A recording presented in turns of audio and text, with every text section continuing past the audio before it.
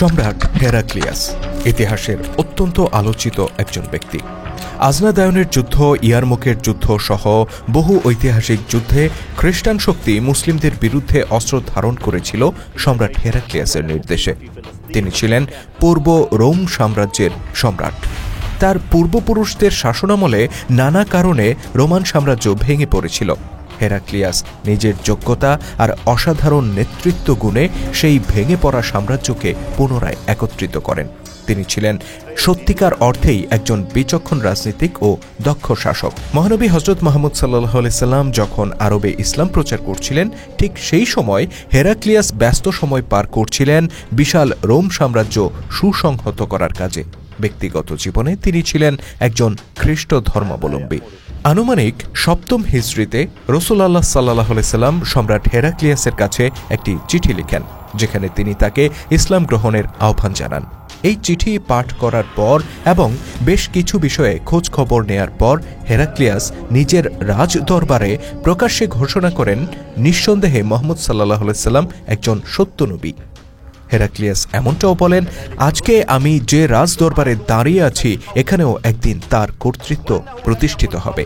অর্থাৎ রাসূলুল্লাহ সাল্লাল্লাহু আলাইহি সাল্লাম যে একজন সত্য নবী ছিলেন, এ ব্যাপারে তার মনে বিন্দুমাত্র সংশয় ছিল না। কিন্তু ইতিহাস পাঠ করলে আমরা অত্যন্ত বিস্ময়ের সাথে আবিষ্কার করি যে এত বড় সত্য উপলব্ধি করার পরেও সম্রাট হেরাক্লিয়াস ইসলাম গ্রহণ করেননি, বরং জীবনের শেষ অবধি তিনি ইসলামের বিরুদ্ধে যুদ্ধ করেছেন। প্রশ্ন হচ্ছে, প্রকাশ্যে মহানবী সাল্লাল্লাহু আলাইহি সাল্লামের সত্যতা ঘোষণা করার পরেও কেন হেরাক্লিয়াস ইসলাম গ্রহণ করেননি? তিনি নিজেই যেখানে ইসলামের বিজয়ের ব্যাপারে ভবিষ্যৎবাণী করেছিলেন, সেখানে তিনি কেন ইসলামের বিজয়ের পথে বাধা হয়ে দাঁড়িয়েছিলেন? কি ঘটেছিল সেদিন তার রাজদরবারে, যার কারণে হেরাক্লিয়াস ইসলাম গ্রহণ থেকে বিরত ছিলেন কিংবা বিরত থাকতে বাধ্য হয়েছিলেন? ইতিহাসের সেই চাঞ্চল্যকর ঘটনাই তুলে ধরব আজকের পর্বে। আমি মুখলেসুর রহমান সুমন আছি আপনাদের সাথে, আর আপনারা দেখছেন ইসলামিক ভিডিও বাংলা।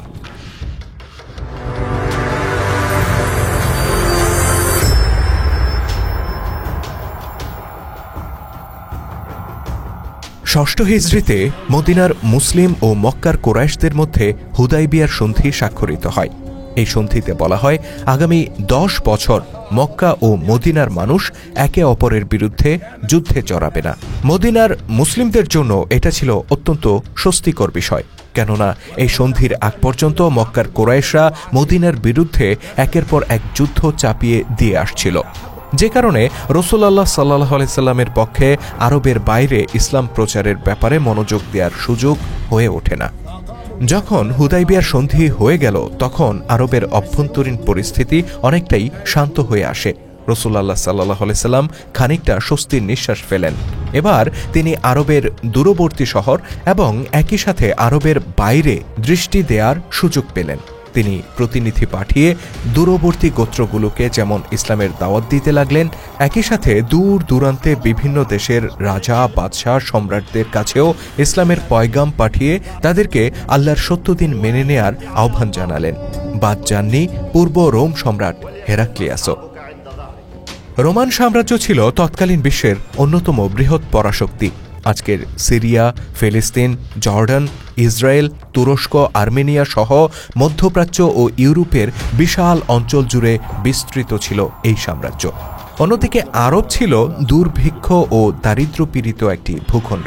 আরবরা তাদের জীবন জীবিকার প্রয়োজনে দূর দেশে বাণিজ্য কাফেলা পরিচালনা করত। রোম সাম্রাজ্যের অন্তর্গত সিরিয়া ছিল তাদের কাছে সবচেয়ে গুরুত্বপূর্ণ বাণিজ্য কেন্দ্র, আর এই রোমান সাম্রাজ্যের একচ্ছত্র অধিপতি তখন হেরাক্লিয়াস। হেরাক্লিয়াসের হাতে রাসূলুল্লাহ সাল্লাল্লাহু আলাইহি সাল্লামের চিঠি ঠিক কিভাবে পৌঁছেছিল, এ ব্যাপারে ভিন্ন ভিন্ন বর্ণনা রয়েছে। কবি গোলাম মুস্তফা তার বিশ্বনবী গ্রন্থে ঘটনাটিকে এভাবে বিবৃত করেছেন, বহুদিন হইতেই রোম সাম্রাজ্যে ও পারস্য সাম্রাজ্যে ভীষণ যুদ্ধ বিগ্রহ চলিয়া আসিতেছিল। রোমকগণ পশ্চিম এশিয়ার এক বিস্তীর্ণ অঞ্চল জয় করিয়া রোম সাম্রাজ্যের অন্তর্গত করিয়া লয় এবং ইহার নামকরণ করে বাইজেন্টাইন বা প্রাচ্য রোম সাম্রাজ্য। হযরত মুহাম্মদের সময় এই বাইজেন্টাইনের শাসনকর্তা ছিলেন হেরাক্লিয়াস। ইনি কনস্টান্টিনোপলে থাকিয়া রাজ্য শাসন করিতেন। ইহাকে কাইসারও বলা হইত।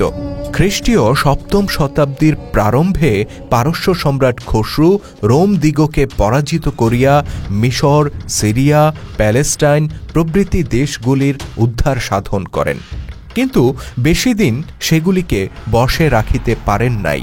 কিছুদিনের মধ্যেই হেরাক্লিয়াস পারসিক দিগকে পরাজিত করিয়া ঋত রাজ্যগুলো পুনরাধিকার করিয়া লন।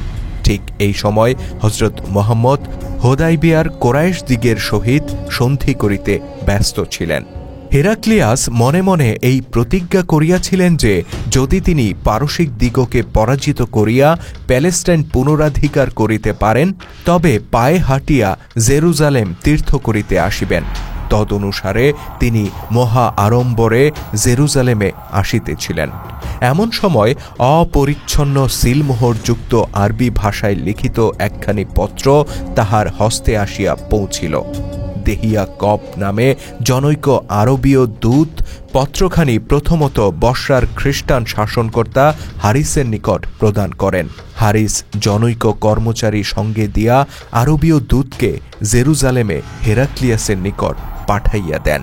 পত্রখানিতে এই কথা লেখা ছিল, বিসমিল্লাহির রহমানির রহিম। আল্লাহর বান্দা ও তাহার রসুল মুহাম্মদের পক্ষ হইতে রোমের প্রধান পুরুষ হেরাক্লিয়াসের সমীপে সত্যের অনুসরণকারী দিগের প্রতি সালাম। অতঃপর আমি আপনাকে ইসলামের দিকে আহ্বান করিতেছি। ইসলাম গ্রহণ করুন, আপনার কল্যাণ হইবে। ইসলাম গ্রহণ করিলে আল্লাহ আপনাকে দ্বিগুণ পুরস্কৃত করিবেন, কিন্তু যদি আপনি ইহাতে অস্বীকৃত হন, তাহা হইলে আপনার প্রজা সাধারণের পাপের জন্য আপনি দায়ী হইবেন। অতঃপর তিনি কোরআনের আয়াত লিখিয়া দিলেন, বল, হে কিতাবধারীগণ, এসো আমরা ও তোমরা একযোগে সেই সাধারণ সত্যকে অবলম্বন করি।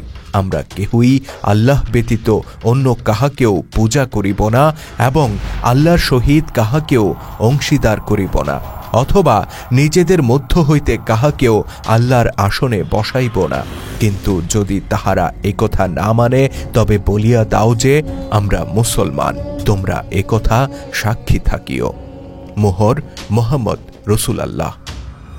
প্রবল প্রতাপান্বিত রোমের কাইসারের নিকট একজন নিরক্ষর মরুবাসীর পত্র, আর সেই পত্রের পুরোভাগে মর্যাদার ভঙ্গিতে প্রথমেই তাহার নিজের নাম লেখা। হেরাক্লিয়াস বিস্ময় মানিলেন। সভাসদগণ পরামর্শ দিলেন, এই অজ্ঞাতনামা ভণ্ড কপটাচারীর উদ্ধত স্পর্ধা নিতান্তই অমার্জনীয়, ইহাকে সমুচিত শিক্ষা দেওয়া হোক। কিন্তু হেরাক্লিয়াস সে কথা কানে তুলিলেন না। একজন ভাববাদী অর্থাৎ পয়গম্বর যে আসিবেন বাইবেল হইতে, তাহা তিনি জানিতেন। তাই তিনি মুহাম্মদ সম্বন্ধে সবিশেষ জানিবার জন্য কৌতূহলী হইলেন। হেরাক্লিয়াস সিদ্ধান্ত নিলেন, আরব থেকে যে বণিকেরা সিরিয়ায় আসে তাদের সাথে এই ব্যক্তি সম্পর্কে অর্থাৎ মুহাম্মদ সাল্লাল্লাহু আলাইহি সাল্লাম সম্পর্কে তিনি আলাপ করবেন। অতঃপর তিনি আরব বণিকদেরকে তার রাজ দরবারে তলব করার নির্দেশ দিলেন। ঘটনাচক্রে আবু সুফিয়ানের নেতৃত্বে মক্কার একটি বাণিজ্য কাফেলা তখন সিরিয়ায় অবস্থান করছিল। আবু সুফিয়ান তখনও ইসলাম গ্রহণ করেননি, বরং আবু জাহেলের মৃত্যুর পর থেকে মুসলিমদের বিরুদ্ধে কোরাইশদের পরিচালিত যুদ্ধগুলোতে তিনি কাফের বাহিনীর নেতৃত্ব দিতেন। সম্রাটের নির্দেশ অনুসারে আবু সুফিয়ান ও তার বাণিজ্য কাফেলার লোকদেরকে রাজদরবারে ডেকে পাঠানো হয়। আবু সুফিয়ান বেশ ভয়ে ভয়ে সম্রাট হেরাক্লিয়াসের দরবারে উপস্থিত হন। সম্রাট তাকে জিজ্ঞেস করেন, তোমাদের মধ্যে যে লোকটি নিজেকে নবী দাবি করেছেন তার ঘনিষ্ঠ কেউ কি এখানে রয়েছে? আবু সুফিয়ান খুবই ইতস্তত করে বলেন, আমি তার ঘনিষ্ঠ ব্যক্তি, আমরা একই গোত্রের মানুষ। হেরাক্লিয়াস তখন তাকে বলেন, আমার কাছে এসো, আমি তোমাকে তার ব্যাপারে কিছু প্রশ্ন করব। বেচারা আবু সুফিয়ানের গলা রীতিমতো শুকিয়ে যায়। তার কপালে মন্দ কিছু ঘটতে চলেছে কিনা সেই আশঙ্কা নিয়ে তিনি ভয়ে ভয়ে সম্রাটের কাছে এগিয়ে যান। তার ভয় আরও বেড়ে যায় যখন তার কাফেলার অন্য সঙ্গীদের উদ্দেশ্যে সম্রাট বলেন, সে অর্থাৎ আবু সুফিয়ান যদি আমার সাথে কোনো মিথ্যা কথা বলে তাহলে তোমরা আমাকে জানাবে। বাস্তবেই আবু সুফিয়ান চেয়েছিলেন নবী মুহাম্মদ সাল্লাল্লাহু আলাইহি সাল্লামের ব্যাপারে মিথ্যাচার করে সম্রাটকে তার ব্যাপারে ক্ষিপ্ত করে তুলতে, কিন্তু সেই উপায় আর রইল না। শুরুতেই হেরাক্লিয়াস জানতে চান, আমাকে বলো তার বংশ কেমন। আবু সুফিয়ান বাধ্য হয়ে সত্য উত্তর দেন। তিনি বলেন, সে আমাদের মধ্যে উচ্চবংশীয়। হেরাক্লিয়াস জিজ্ঞেস করেন, তোমাদের মধ্য থেকে এর আগে কেউ কখনো নিজেকে নবী দাবি করেছে কি? আবু সুফিয়ান জানান, না। হেরাক্লিয়াস জানতে চান, তার পূর্বপুরুষদের মধ্যে কেউ কি রাজা ছিল? এবারও আবু সুফিয়ান বলেন, না। হেরাক্লিয়াস জিজ্ঞেস করেন, তোমাদের মধ্যে কারা তাকে বেশি অনুসরণ করছে, নেতৃস্থানীয় ব্যক্তিরা নাকি দুর্বল মানুষেরা? আবু সুফিয়ান বলেন, অধিকাংশই দুর্বল শ্রেণীর মানুষ। হেরাক্লিয়াস তখন জিজ্ঞেস করেন, তার অনুসারীর সংখ্যা কি বাড়ছে নাকি কমছে? আবু সুফিয়ানের ইচ্ছা ছিল না সঠিক উত্তর দেয়ার, কিন্তু সম্রাট যেহেতু হুমকি দিয়ে রেখেছেন তাই বাধ্য হয়ে তিনি বলেন, দিন দিন তার অনুসারীর সংখ্যা বেড়েই চলেছে। সম্রাট তখন জিজ্ঞেস করেন, তার অনুসারীদের কেউ কি তার উপর বিশ্বাস স্থাপনের পর তার থেকে মুখ ফিরিয়ে নিয়েছে? আবু সুফিয়ান নাবাচক উত্তর দেন। সম্রাট এবার বলেন, আমাকে বলো, সে কি সত্যবাদী নাকি মিথ্যাবাদী? আবু সুফিয়ান জানায়, নিজেকে নবী দাবি করার আগ পর্যন্ত কখনো আরবের মানুষ তাকে মিথ্যা বলতে শোনেনি। সম্রাট জিজ্ঞেস করেন, সে কি আমানতের খেয়ানত করে? আবু সুফিয়ান জানান, তিনি কখনোই এমনটা করেননি। আরবদের কাছে তিনি সবচেয়ে বিশ্বস্ত ব্যক্তি হিসেবে স্বীকৃত। এবার হেরাক্লিয়াস তার সিংহাসন থেকে উঠে আসলেন। তিনি আবু সুফিয়ানের মুখোমুখি দাঁড়িয়ে জিজ্ঞেস করলেন, তোমাদের সাথে তার কি কখনো যুদ্ধ হয়েছে? সম্রাটের মুখোমুখি দাঁড়িয়ে আবু সুফিয়ান বেশ ঘাবড়ে যান। তিনি ভয়ে ভয়ে উত্তর দেন, বেশ কয়েকবার মুহাম্মদের বিরুদ্ধে আমরা যুদ্ধ করেছি, কখনো আমরা জয়ী হয়েছি, কখনো সে জয়ী হয়েছে। হেরাক্লিয়াস জানতে চান, সে তোমাদেরকে কি বলে, তার দাবি কি?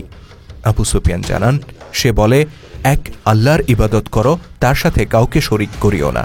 সে আমাদের পূর্বপুরুষদের বিশ্বাসকে ত্যাগ করতে বলে। সে বলে, নামাজ পড়ো, সত্য কথা বলো, সুপথে চলো, পরস্পরের মধ্যে বিবাদ করিও না। হেরাক্লিয়াস আবু সুফিয়ানের এই কথাগুলো শোনার পর বেশ কিছুক্ষণ চিন্তা করলেন। অতঃপর তিনি বললেন, তুমি বললে সে উচ্চবংশীয়, অতীতের সকল নবীরাও ছিল উচ্চবংশীয়। যেহেতু তার পূর্বপুরুষদের কেউ রাজা ছিল না, সুতরাং সে তার রাজত্ব পুনরুদ্ধার করতে এই পথ অবলম্বন করছে না। তাছাড়া যেহেতু তার আগে তোমাদের মধ্য থেকে কেউ এই ধরনের দাবি করেনি, তার মানে সে পূর্ববর্তী কাউকে অনুসরণ করছে এমনটাও বলা যাবে না। তুমি বললে যে নিজেকে নবী দাবি করার আগে তাকে কখনো মিথ্যা বলতে শোনা যায়নি, সুতরাং সে আল্লাহ নামে মিথ্যা কথা বলতে পারে না। তার অধিকাংশ অনুসারী দরিদ্র শ্রেণীর মানুষ। অন্যান্য নবীদের ক্ষেত্রেও যুগে যুগে এমনটাই ঘটেছে। ধীরে ধীরে তাদের অনুসারী বৃদ্ধি পেয়েছে, আর কেউ তাদের প্রতি বিশ্বাস স্থাপনের পর কখনো মুখ ফিরিয়ে নেয়নি। তোমার বক্তব্য অনুসারে তার ক্ষেত্রেও এমনটাই ঘটছে। তুমি বলেছ তিনি এক আল্লাহকে বিশ্বাস করতে বলেন আর তার সাথে কাউকে শরিক করতে নিষেধ করেন। তুমি তার ব্যাপারে যা বললে তা যদি সত্য হয়, তবে পূর্ববর্তী সকল বাণীবাহকদের সাথে তার বৈশিষ্ট্য ও বক্তব্য হুবহু মিলে যায়।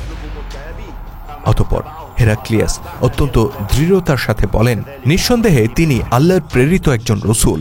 হেরাক্লিয়াস আরও বলেন, আজকে আমি যেখানে দাঁড়িয়ে আছি, একদিন এখানেও তার কর্তৃত্ব প্রতিষ্ঠিত হবে। তিনি সবকিছু জয় করে নেবেন। সম্রাটের মুখে এমন কথা শুনে দরবারে উপস্থিত সকলে বেশ চমকে ওঠে। বিশেষ করে খ্রিস্টান পাদ্রীরা সম্রাটের মুখে এমন বক্তব্য শোনার জন্য প্রস্তুত ছিল না। তারা বেশ হট্টগোল শুরু করে দেয় এবং সম্রাটের প্রতি তীব্র অসন্তোষ ব্যক্ত করে। ফলে হেরাক্লিয়াস বেশ ঘাবড়ে যান। তবে তিনি ছিলেন একজন চতুর ব্যক্তি, তাই পরিস্থিতি সামাল দিতে তাকে খুব বেশি বেগ পেতে হয় না।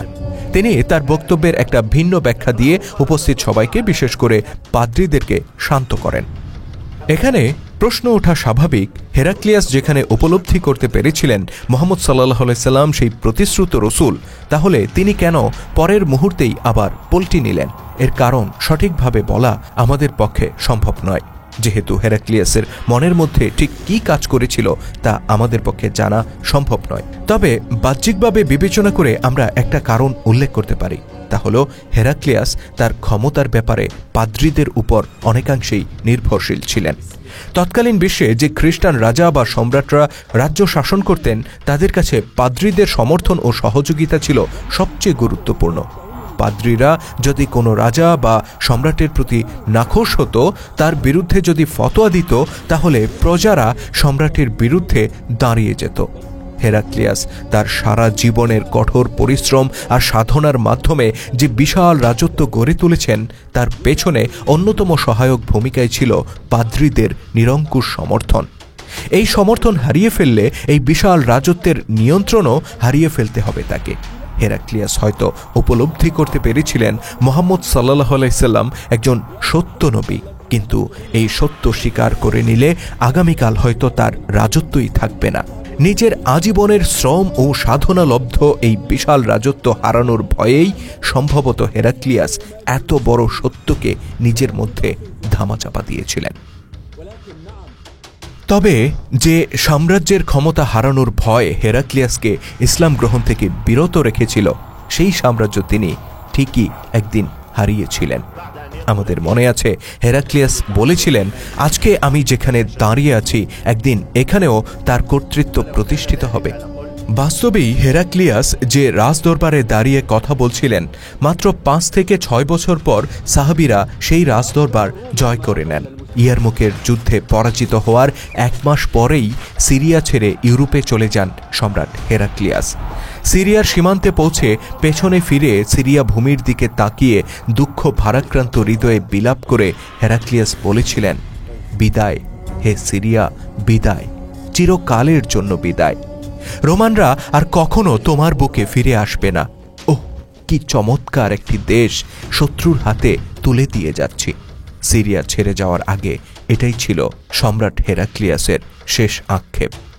আল্লাহ তাআলা তার নবীকে উদ্দেশ্য করে বলেন, আপনি বলুন, তুমি সার্বভৌম ক্ষমতার অধিকারী। তুমি যাকে ইচ্ছা রাজ্য দান করো আর যার কাছ থেকে ইচ্ছা তা ছিনিয়ে নাও।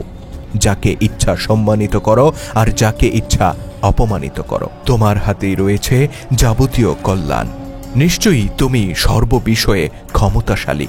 সূরা আল ইমরান আয়াত 26।